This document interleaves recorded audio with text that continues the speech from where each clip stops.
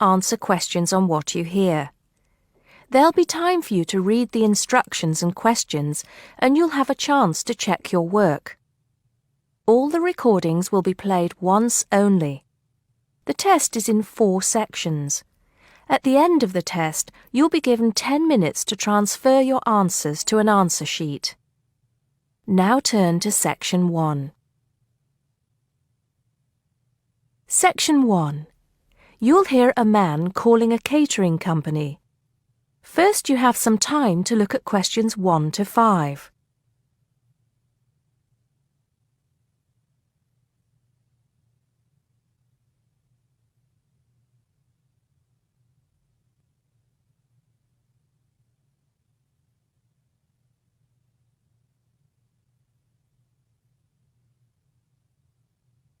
You'll see that there is an example which has been done for you.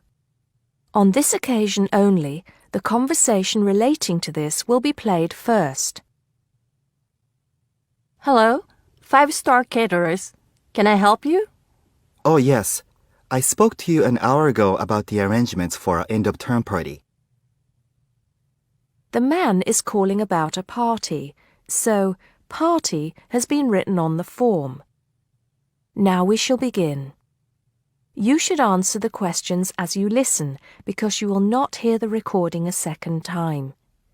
Listen carefully and answer questions 1 to 5. Hello, 5-star Caterers. Can I help you? Oh, yes. I spoke to you an hour ago about the arrangements for our end-of-term party. Oh, that's right. It's Mr. Saunders, isn't it? Actually, it's Sanders. That's S-A-N-D-E-R-S. Oh, I'm sorry. I'll just get that down correctly on the form. Okay, Mr. Sanders, sorry about that. No problem. Well, I've got the details you asked for, so I thought I should call you back quickly and book. Good. Let's fill in the form, shall we? Great. First of all, can you give me a telephone number? Somewhere where you can be contacted during the day. Yes, it's 445-6786. 445-6786. Okay. And do you have a number where you can be contacted outside of office hours? Well, I'm at work till late in the evening, so use the same number, and if I'm not there, you can leave a message. Thanks. I'll make a note of that. And how many guests shall I put down? Okay, that's changed. So instead of the figure I gave you before of 85, it's now only 50. It's much lower, I'm afraid, because a lot of people can't make that date. That's not a problem. Can you remind me of the date we'd set? Yes, it's the 25th of June. Okay, that's fine. Before you hear the rest of the conversation, you have some time to look at questions 6 to 10.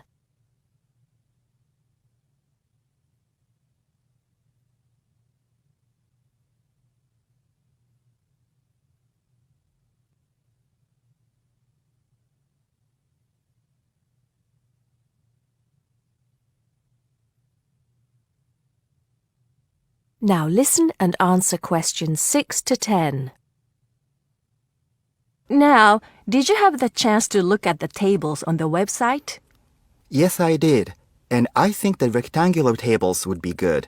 The long, thin ones. Yes, you could have 2 of those. The only problem is that they're for 24 people. So, you'd only seat 48 people that way. And if you have 50 guests...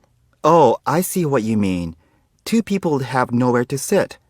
What about the square ones? You'd have the same problem with numbers.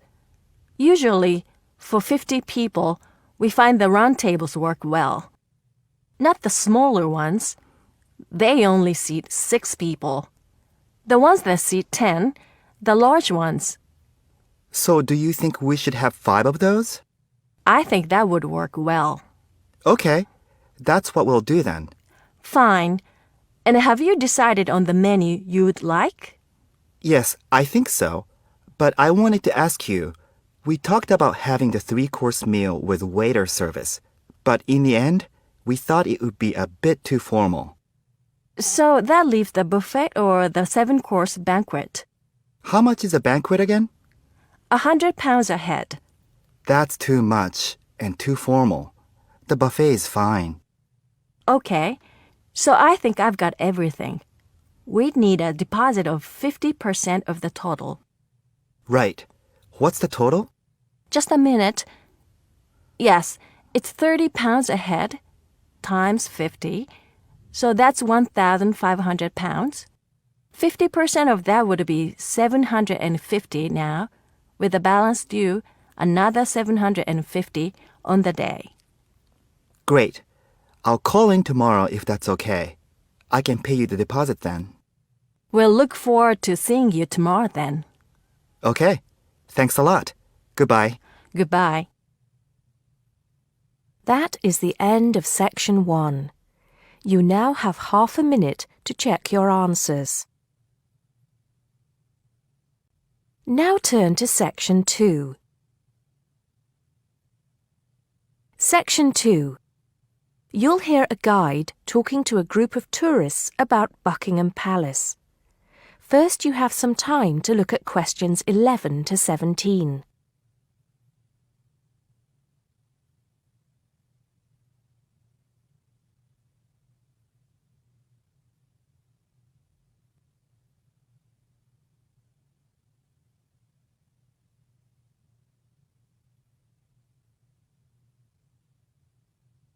Now listen carefully and answer questions 11 to 17. Now, of course, Buckingham Palace is instantly recognisable to millions of people around the world. As we pass the palace, I'd like to tell you a few things about the history of this famous building. We think the first house was built here around 1624. In 1674, that house burned down and a new one was built, called Arlington House after its owner, the first Earl of Arlington. Then, in 1703, the first Duke of Buckingham changed the design of the house and the name. It was then known as Buckingham House. The building we see in front of us now has undergone many changes since it was first built. The east front, which is the part we see from the road, was added as part of the work done by Queen Victoria and was completed in 1850. But the palace has remained pretty much unchanged for nearly 100 years. The last major changes to the structure were made by King George V, who, in 1913, had the east front redesigned as a backdrop to the large memorial to Queen Victoria, which had just been placed outside the palace gates. Since then, only minor changes have been made. I should point out, though, that the palace was bombed 7 times during the Second World War, most seriously in 1940, when the palace's chapel was destroyed. Today, of course, it is the home of the royal family, but that wasn't always the case, although they did own most of the land it was built on. It was George IV who turned it into a palace, doubling its size when he became king in 1820. He had inherited it from his father, King George III, who, in 1761, had become the first royal owner of the building, though it was still not used as the home of the royal family, just as a private home for Queen Charlotte. It was known as the Queen's House at that time. King William IV finished the work after his brother, George IV, died. But King William never moved into the palace. In fact, in 1834, he offered it as a new home for Parliament after the Houses of Parliament were destroyed by fire. The offer was not accepted, though, and in 1837, when Victoria became Queen, the house became the main royal residence in London. However, Victoria and her husband, Prince Albert, found the house too small, so they carried out building work to further enlarge it. This included building the east front, which I've already mentioned as the part we are looking at now. Victoria was also responsible for moving the Marble Arch, built as a part of the palace itself in the 1820s, to where it stands today, separate from the palace on the corner of Hyde Park. For 20 years or so, the palace was often the setting for huge banquets, dances, and musical performances. This period lasted until Prince Albert died in 1861, after which Victoria spent very little time there, and the palace was hardly ever used. Before you hear the rest of the talk, you have some time to look at questions 18 to 20.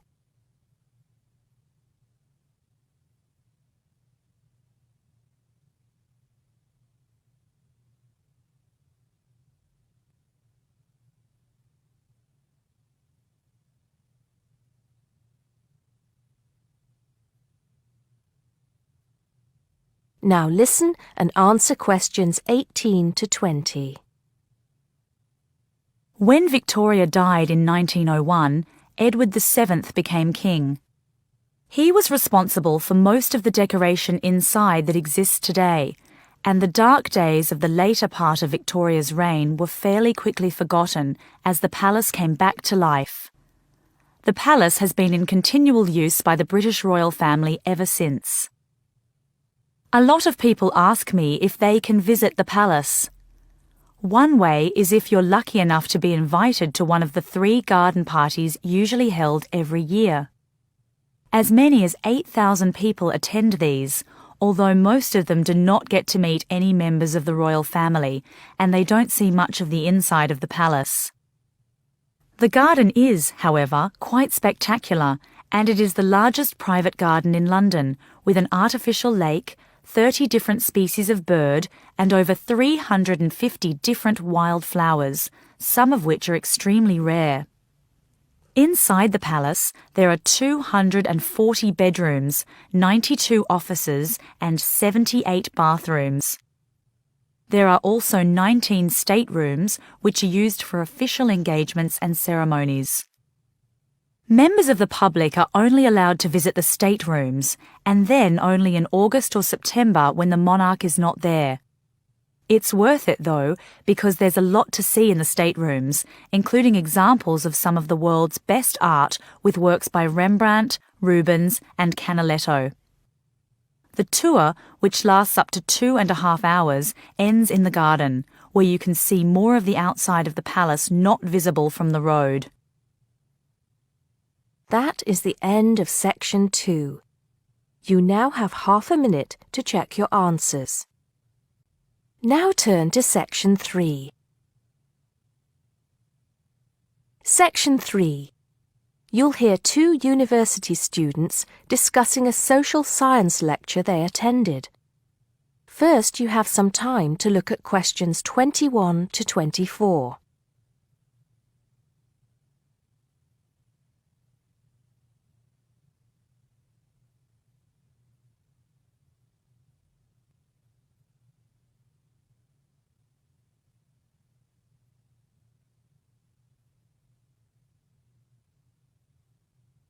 Now listen carefully and answer questions 21 to 24. Did you go to the first social science lecture yesterday? Yeah. Didn't you see me there? No.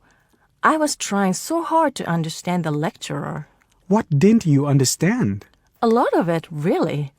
For example, he said we needed to study history as part of the course, but I didn't get why. You probably missed it. He said early on that we need to learn from our past mistakes. Right. But he also said we need to put ourselves in the place of our ancestors. Why is that? I think the point is that it's not enough to know how they lived and what they did. We need to know what they thought. I see. And I've written transferable skills in my notes next, but I have no idea what that means. If you study social science, you learn skills that you can use in a job. Oh, right. Is that all? Okay, but why is that? The point he made was that in studying social science, you use a flexible and adaptable approach to learning. Before you hear the rest of the conversation, you have some time to look at questions 25 to 30.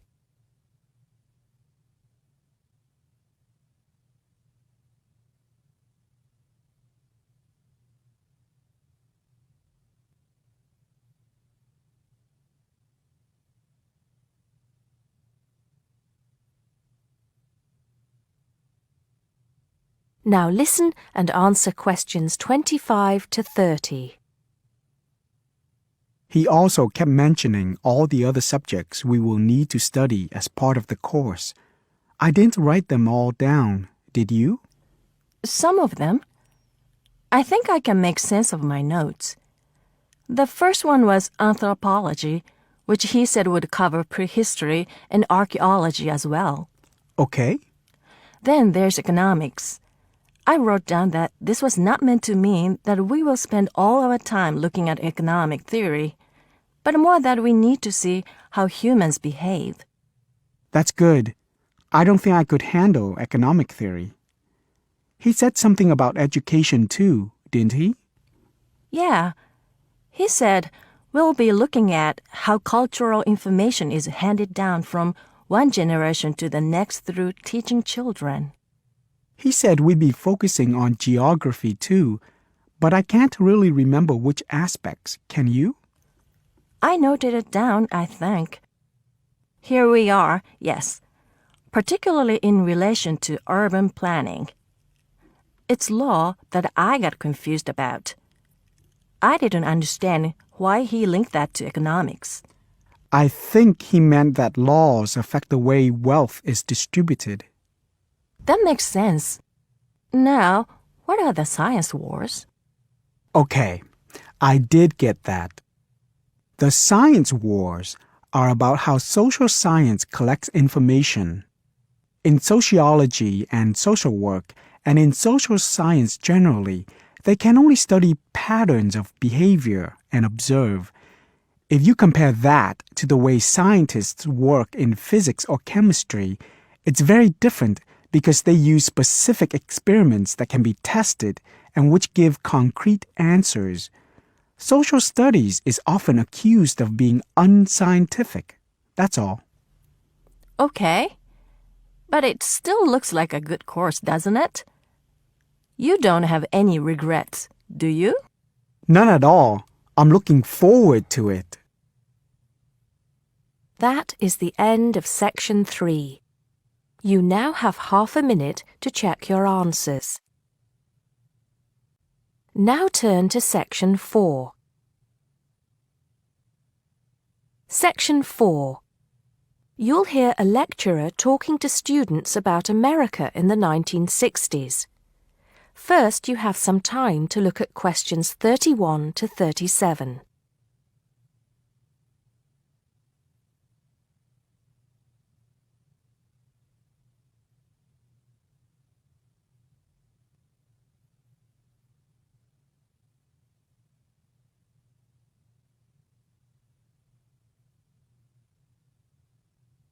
Now listen carefully and answer questions 31 to 37.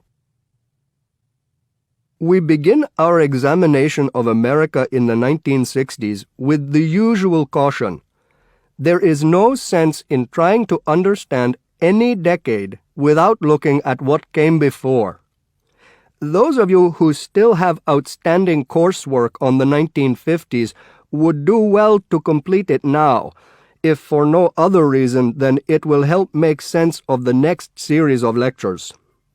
But we must press on, and I'd like to begin my talk about the 60s with a reference to one of those things that came before, the post-war baby boom.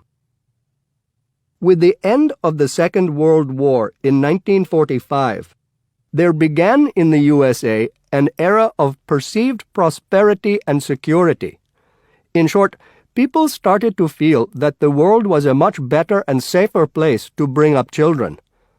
So, at the start of the 60s, all those children born in the baby boom, 70 million in the U.S. alone, were teenagers.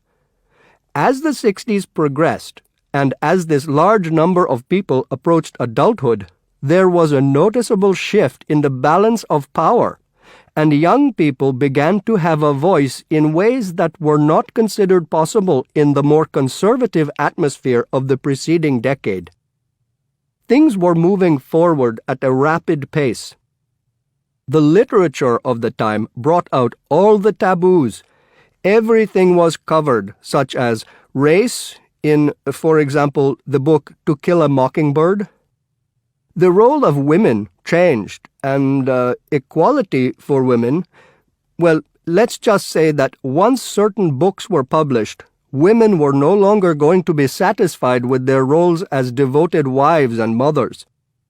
Through literature alone, the whole fabric of society was challenged, and by the end of the 60s, things would never again be as they had pretty much been for the preceding 40 years. It was a decade of protest, civil rights protests, feminism, the rights of minorities, the Vietnam War. All these causes led to peaceful and not so peaceful protests on college campuses and elsewhere. People had been given freedom of speech and they were going to use it. The crime rate rose to 9 times what it was in the 50s, as respect for the old order faded away. But it was also a time of great development. In medicine, the 60s saw the first heart transplant. In technology and the space race, where we saw the first American in orbit and lasers being invented at the start of the decade, and the first man on the moon, and the first primitive internet at the end. Before you hear the rest of the talk, you have some time to look at questions 38 to 40.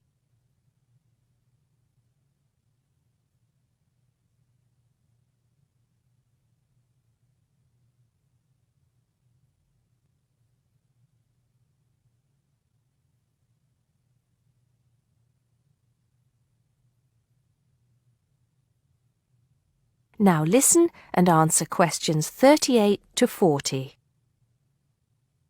None of this, good or bad, might have happened if things in 1962 had gone slightly differently.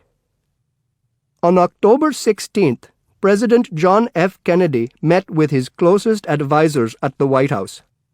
They had obtained photographic evidence showing that Cuba was building or installing nuclear weapons. It was widely believed that Cuba was preparing to fire these weapons at cities in the USA. Kennedy was faced with 3 choices: to try to resolve the crisis diplomatically by negotiating with Cuba and the Soviet Union, to take action to block the delivery of more weapons into Cuba, or to attack Cuba, destroying their weapons. Believing that the first option would end in failure and that the third option would lead to war, it was the second option that Kennedy chose. In doing so, he succeeded in preventing the buildup of more missiles.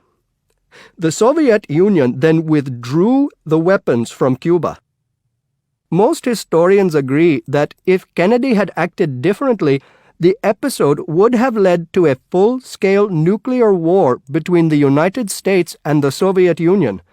Millions would have died, and the world would have been changed beyond recognition.